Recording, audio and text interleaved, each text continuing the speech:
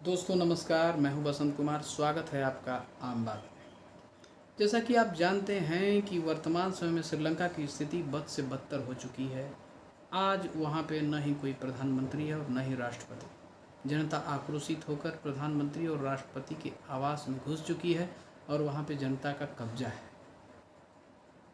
और लोगों के पैसे बैंक में सीज हो चुके हैं और आम लोगों के वाहनों में पेट्रोल और डीजल नहीं मिल रहा है। दोस्तों बता दूं, इसकी शुरुआत ज़बरदस्त महंगाई से हुई थी। महंगाई, अब आप सोच रहे होंगे कि महंगाई तो हमारे यहाँ भी है।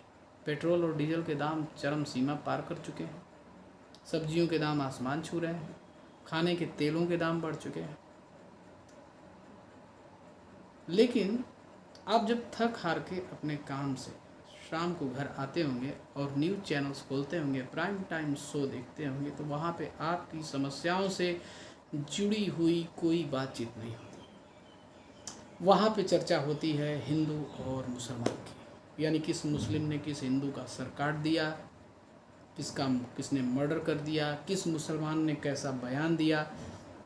इस पे चर्चाएं होती हैं और उस पर डिबेट होता है। इसकी एक झलक, छोटी सी झलक मैं आपको दिखाना चाहता हूँ कि एक मदरसा एक प्रोजेक्ट अप्रूवल बोर्ड है जिसमें मदरसा आधुनिकीकरण की एजुकेशन दी जाती है। मैं उससे भी जुड़ा हुआ हूँ और उसमें 1.5 लाख टीचर्स हैं। और मैं पहले आपको ये बताऊं कि जो मां काली के लिए सुनिए जो बताने जा रहा हूं, तुलना करिएगा।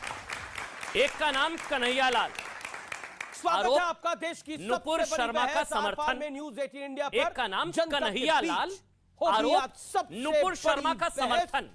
मैं कह रहा कन्हैया हूं, लाल कट्टरता सुरक्षा मांगते मेरे साथ मांगते आप मर लोग भी गया। बोलिए कट्टरता। दूसरे का नाम छोड़ो, आज की बड़ी खादिम चर्चा पब्लिक के सलमान बीच से चिश्ती इसी मुद्दे पर है। आरोप। और वर्तमान समय में जो मीडिया हाउस और पत्रकार हैं, आम जन की समस्याओं को सरकार तक न पहुंचाकर बल्कि सरकार के एजेंडे को आम जन तक पहुंचाने का काम कर रहे हैं। जैसे कि वर्तमान समय में हमारे यहाँ की जो सरकार है वो बहुसंख्यक राजनीति करती है।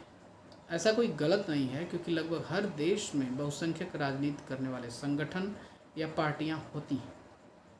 दिक्कत तब होती है कि जब इस विचारधारा में हद से आगे जब बढ़ा जाता है तो देश में अराजकता फैलने लगती है, जैसा कि वर्तमान समय में हम अपने देश में देख रहे हैं।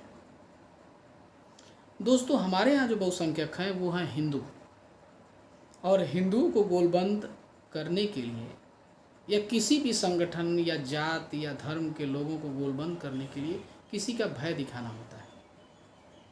और हिंदुओं को गोलबंद करने के लिए, यानी कि एक करने के लिए, मुसलमानों से बेहतरीन कोई और हथियार नहीं हो सकता, क्योंकि मुसलमान और हिंदू, इन दोनों का जो कल्चरल स्ट्रक्चर है एक दूसरे के खिलाफ है। एक उगते हुए सूर्य को प्रणाम करता है तो दूसरा डूबते हुए सूर्य को प्रणाम करता है। एक गाय की पूजा करता है तो दूसरा गाय को खा सकता है। एक एकेश्वरवाद में विश्वास रखता है तो दूसरा करोड़ों देवी देवताओं में विश्वास रखता है। इसलिए हिंदुस्तान की लगभग सभी पार्टियां ये जान चुकी हैं कि हिंदू और मुसलमान दोनों को आपस में लड़ाना बहुत ही आसान है। और वर्तमान समय में जिस पार्टी की सरकार है वो ऐसा चाहती भी है कि हिंदू और मुसलमान में मतभेद बना रहे, जिससे कि हिंदुओं को गोलबंद करके उनका वोट लिया जाए और सरकार बनाई जाए। और इसमें सहयोग कर रहे हैं आज के मीडिया हाउसेज और पत्रकार।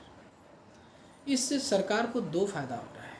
एक तो हिंदुओं को गोलबंद करके उनका वोट लेकर के सरकार बनाई जा रही है, तो दूसरी तरफ सरकार की जो विफलता है बेरोजगारी को ख़त्म करने में, महंगाई को कम करने में, स्वास्थ्य सुविधाओं को बढ़ाने में, शिक्षा की सुविधाओं को बढ़ाने में, उसको भी ये मीडिया हाउसेज और पत्रकार छुपाने में मदद कर रहे हैं। यानी जो सरकार की कमी है उसको आम जनमानस तक पहुंचने ही नहीं दे रहे हैं, जबकि आम जनमानस बेरोजगारी, भूखमरी, महंगाई, स्वास्थ्य सुविधाओं और शिक्षा की असुविधा से लड़ रही है। लेकिन हमारे जो मीडिया हाउसेज हैं इसे नहीं दिखा रहे हैं। लेकिन फिर भी दोस्तों, आज भी कुछ ऐसे पत्रकार और मीडिया हाउस हैं जो हमारी और आपकी समस्याओं को दिखा रहे हैं। इसकी छोटी सी झलक आपको दिखाते हैं। लेकिन खबरों को बताना खतरों से खेलना हो गया है। अगर गहराई से घबराहट है तो मत ही झांकिए। आपके पास जो भी खबर है इस कुएं में दफन कर दीजिए। $1.79 से अधिक का हो जाए तो होने दीजिए, इस खबर को कुएं में डालिए। किसी को बताने की जरूरत नहीं कि गैस सिलेंडर 50 रुपया महंगा हो गया और दिल्ली में दाम 1053 रुपया हो गया है। बार बार बताने से जनता भड़क सकती है। बेरोजगारी की दर 7.8% हो गई है। 1,30,00,000 रोजगार के अवसर कम हो गए। क्यों बार बार बताना, क्यों सबको बताना कि बहुत सारे स्टार्टअप स्टार्ट होते ही फेल कर रहे हैं और 12,000 की नौकरियां जा चुकी हैं। ठीक है कि अखबारों के भीतर के पन्नों पर ऐसी खबरें छपी हैं, लेकिन इसे पढ़कर आप कुएं में डाल दीजिए।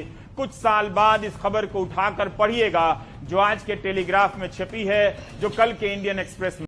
तो दोस्तों आज बस इतना ही, मिलते हैं अगली वीडियो में। तब तक के लिए जय हिंद, जय भारत।